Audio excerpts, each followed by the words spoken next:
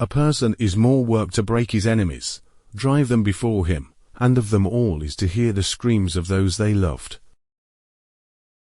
Man's greatest joy is to slay his enemy, plunder his riches, ride his steeds, see the tears of his loved ones, and embrace his women. Come and sip from the cup of destruction. A man's greatest moment in life is when his enemy lays vanquished, his village aflame, his herds driven before you, and his weeping wives and daughters are clasped to your breast.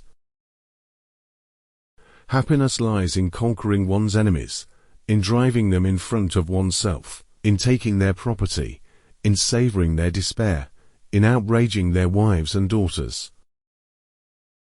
A man's greatest work is to break his enemies, to drive them before him, to take from them all the things that have been theirs, to hear the weeping of those who cherish them.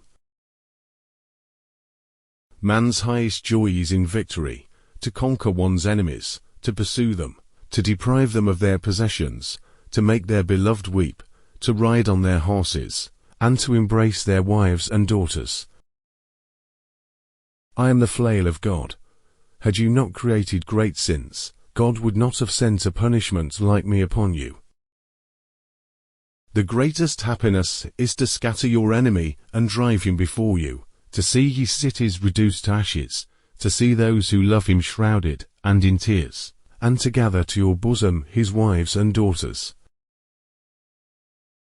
All who surrender will be spared. Whoever does not surrender, but opposes with struggle and dissension, shall be annihilated.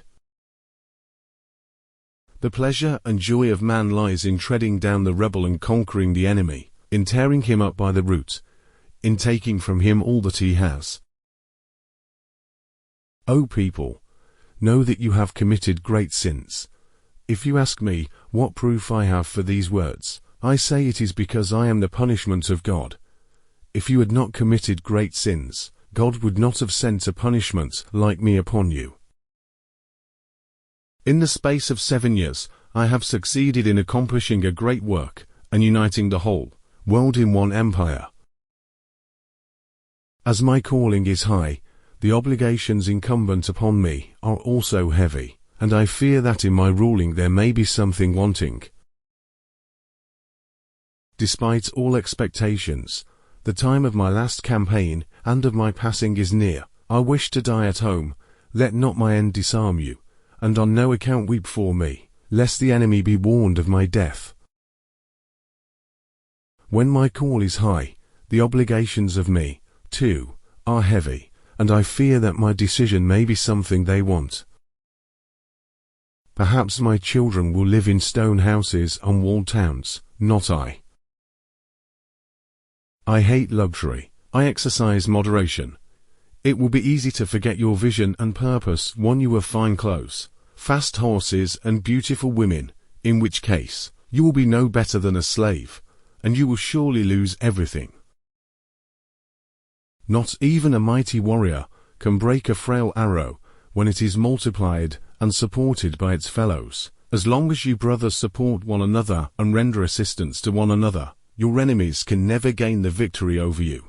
But if you fall away from each other, your enemy can break you like frail arrows, one at a time.